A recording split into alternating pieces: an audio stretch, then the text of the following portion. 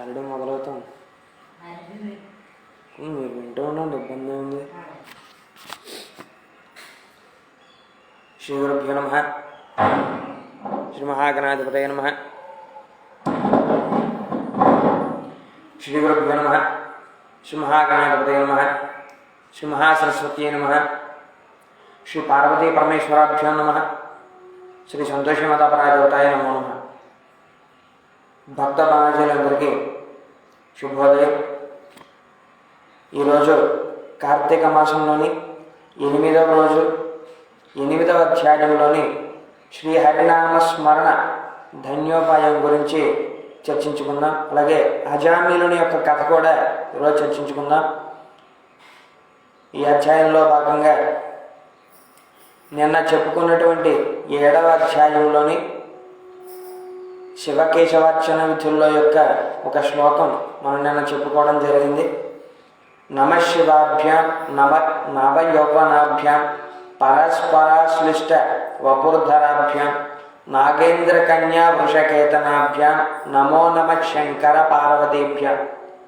ఈ శ్లోకానికి కొందరు అర్థం చెప్పవలసిందిగా కోరినారు. వారందరికీ కూడా ఈ అధ్యాయం, ఈ శ్లోకం యొక్క అర్థాన్ని నాకు తెలిసినంత వరకు చెప్తున్నాను. ఆ సదాశివునికి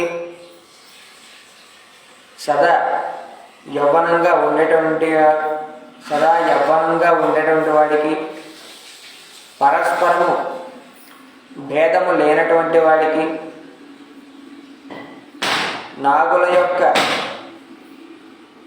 నాగులను ధరించి వృషకేతనం అనగా నందీశ్వరుని యొక్క పతాకం ఉన్నటువంటి వారు, అటువంటి వారి పార్వతీ పరమేశ్వరులకు నా నమస్కారములు. ఇది ఈ యొక్క శ్లోకానికి అర్థం. మరొక్కసారి చెప్పుకుందాం. ఆ సదాశివునకు సదా యవ్వనంతో ఉండేటువంటి వానికి, పరస్పరము ఎటువంటి భేదాలు లేకుండా ఉండేటువంటి వారికి, నాగేంద్రులను ధరించి వృషకేతనం అనగా నందీశ్వరుని యొక్క పతాకమును ధరించి ఉండువారికి, అటువంటి ఆ పార్వతీ పరమేశ్వరులకు నా నమస్కృతులు. ఇది శ్లోకానికి ఒక తాత్పర్యం. ఇక 8వ అధ్యాయంలోకి వెళితే, వశిష్ఠుడు చెప్పినదంతా విని, మహానుభావ, తమరు చెప్పిన ధర్మములన్నింటినీ శ్రద్ధగా వింటిని. అందు ధర్మము బహు సూక్ష్మమనియు పుణ్యము సులభంగా కలుగుననియు అది నదీ స్నానము, దీపదానము, ఫలదానము, అన్నదానము, వస్త్రదానం వలన కలుగుననియు చెప్పిదిరి. ఇట్టి స్వల్ప ధర్మముల చేతనే మోక్షము లభించుచుండగా వేదోక్తముగా యజ్ఞయాగాదులు చేసిన గాని పాపములు పోవని మీ వంటి మునిశ్రేష్ఠులే చెప్పుచుందురు కదా. మరి తమరు ఇది సూక్ష్మములో మోక్షముగా కనబరిచినందుకు నాకు అమితాశ్చర్యముగా కలుగుచున్నది. దుర్మార్గులు కొందరు సదాచారములను పాటింపక వర్ణశంకరములు, రౌరవాది నరకహేతువులకు మహాపాపములు చేయువారు ఇంత తేలికగా మోక్షం పొందుటకు వజ్రపు కొండను గోటితో పగిలించడం వంటిది. కావున దీని మర్మమును విడమర్చి విపులీకరించ ప్రార్థించుచున్నాను అని కోరాడు. అంతటా వశిష్ఠుల వారు చిరునవ్వు నవ్వి, జనక మహారాజా, నీవు వేసిన ప్రశ్న సహేతుకమైనదే. నేను వేదాంగములను కూడా పఠించుతుని. వానిలో కూడా సూక్ష్మ మార్గాలు ఉన్నవి. అవి ఏమనగా సాత్విక, రాజస, తమసములు. అవి ధర్మములకు 3 రకములు. సాత్వికమనగా దేశకాల పాత్రలు 3ను సమకూడిన సమయమున సత్వమును గుణమును జనించి ఫలమంతయును పరమేశ్వరార్పితము గావించి మహావాక్కాయ కర్మములచే, మనోవాక్కాయ కర్మములచే చేసినటువంటి ధర్మము. ఆ ధర్మమందు ఎంతయో ఆధిక్యత కలదు. సాత్విక ధర్మము సమస్త పాపములను నాశనమునర్చి పవిత్రులను చేసి దేవలోక భూలోక సుఖములు చేకూర్చును. ఉదాహరణముగా తామ్రపర్ణి నది సముద్రమున కలియు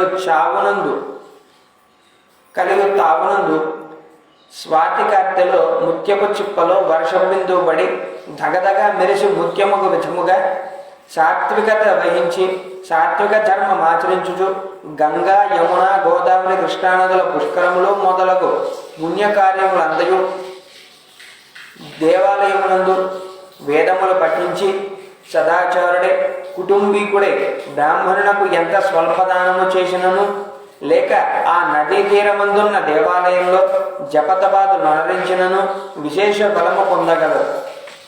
రాజస ధర్మం అనగా ఫలాపేక్ష కలిగి శాస్త్రోక్త విధులను విడిచి చేసిన ధర్మం ఆ ధర్మం పునర్జన్మ హేతువై కష్ట సుఖాలు కలిగించున్నది అవును.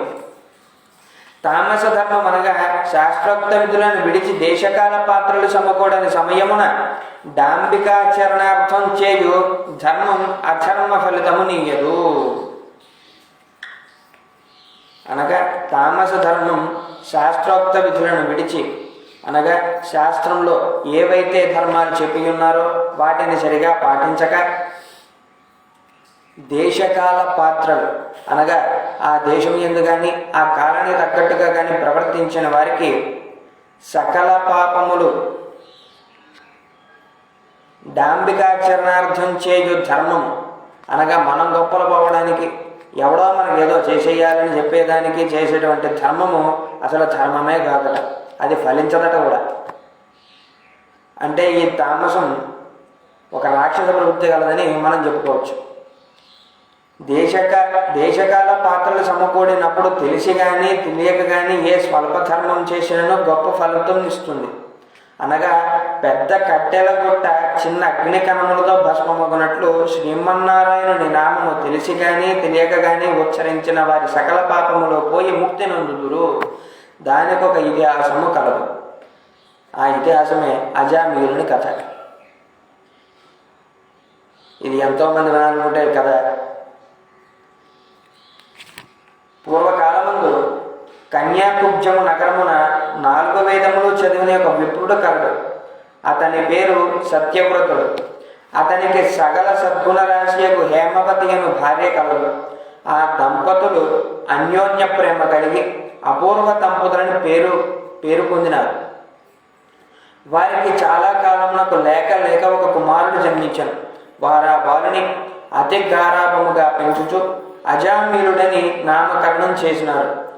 ఆ బాలుడు దినదిన ప్రవర్ధనను మగుచు అతిగారాభం వలన పెద్దలను కూడా నిర్లక్ష్యముగా చూచుచు దుష్ట సహవాసములు చేయుచు విద్యను అభ్యసింపక బ్రాహ్మణ ధర్మములు పాటించక సంచరించుచుండరు. ఈ విధముగా నుండగా కొంతకాలమునకు యవ్వనము రాగా కామాంధుడే మంచి చెడ్డలు మరచి యజ్ఞోపవేతము త్రెంచి మద్యము సేవించుచు ఒక ఎరుకుల జాతి స్త్రీని వలచి నిరంతరము ఆమెతోనే కామక్రీడల్లో తేలియాడుచు ఇంటికి రాకుండా తల్లిదండ్రులను మరచి ఆమె ఇంటనే భుజించుచుండెను. అతిగారాభం ఎట్లు పరిభ్రమించినదో వింటివారాజా. తమ బిడ్డలపై ఎంత అనురాగమున్నను పైకి తెలియనివ్వక చిన్ననాటి నుంచి అదుపు ఆజ్ఞలతో పెంచకపోయిన ఎడల ఈ విధంగానే జరుగుతుంది. కావున అజామీరుడు కులభ్రష్టుడు కాగా వాని బంధువులందరూ అతనిని విడిచిపెట్టేదట. అందుకు అజామీరుడు రెచ్చిపోయి వేట వలన పక్షులను జంతువులను చంపుతూ కిరాత వృత్తిలో జీవించుండనట. ఒక రోజున ఆ ఇద్దరు ప్రేమికులు అడవిలో వేటాడుతూ ఫలములు కోయుచుండగా ఆ స్త్రీ తేనె పట్టుకై చెట్టెక్కి తేనె పట్టు తీయపోగా కొమ్మ విరిగి క్రింద పడి చనిపోయినట. అజామీరుడు ఆ స్త్రీపై పడి కొంతసేపు ఏడ్చి తరువాత ఆ అడవి యందే ఆమెను దహనము చేసి ఇంటికి వచ్చానట. ఆ ఎరుకుల దానికి అంతకు ముందే ఒక కుమార్తె ఉండేను. కొంతకాలమునకు ఆ బాలికకు యుక్త వయస్సు రాగా కామాంచకాలముచే కన్ను మిన్ను గనక అజామీనుడు ఆ బాలికను కూడా చేపట్టి ఆమెతో కూడా కామక్రీడలతో తేలియాడుచుండను. వారికి 2 కొడుకులు కూడా కలిగిరి. 2 పురిటిలోనే చచ్చిరి. మరల ఆమె గర్భము ధరించి ఒక కుమారుని కనెను. వారిద్దరూ ఆ బాలునికి నారాయణ అని పేరు పెట్టి పిలుచుచు ఒక్క క్షణమైనను విడవక ఎక్కడను ఎక్కడకు వెళ్ళినా వెంట పెట్టుకుని వెలుచు నారాయణ నారాయణ అని ప్రేమతో సాగుచుంటుంది. కానీ నారాయణని స్మరించిన ఎడల తన పాపము నశించి మోక్షము పొందవచ్చునని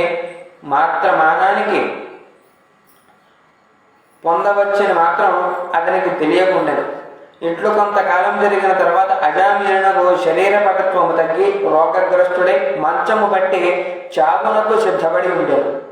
ఒకనాడు భయంకరాకారములతో పాశాది ఆయుధములతో యమభటులు ప్రత్యక్షమై వారిని చూచి అజామిలుడు భయము చెంది కుమారుని పైన వాత్సల్యం వలన ప్రాణములు విడవలేక నారాయణ నారాయణ అనుచూనే ప్రాణములు విడిచాడు. అజామిలుని నోట నారాయణ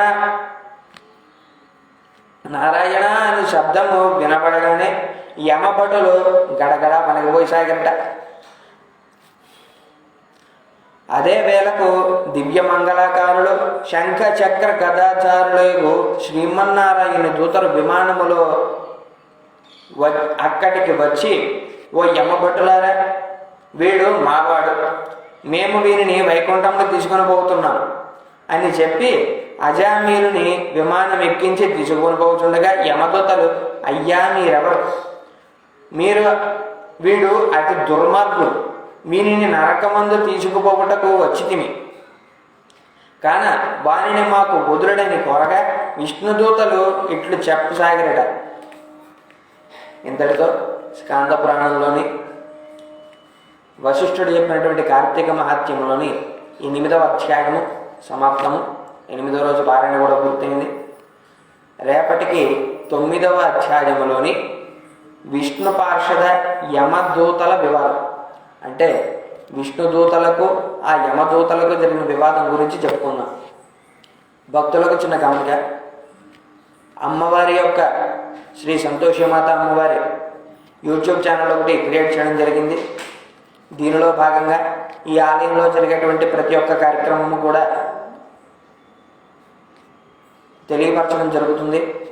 కావున 50 మంది కూడా ఆ యూట్యూబ్ ఛానల్ని సబ్స్క్రైబ్ చేసుకుని శ్రీ జై సంతోషిమాత టెంపుల్ అని చెప్పి యూట్యూబ్లో ఉంటుంది, ఆ ఛానల్ని సబ్స్క్రైబ్ చేసుకుని మమ్మల్ని ప్రోత్సహించవలసిందిగా కోరుకుంటున్నాం.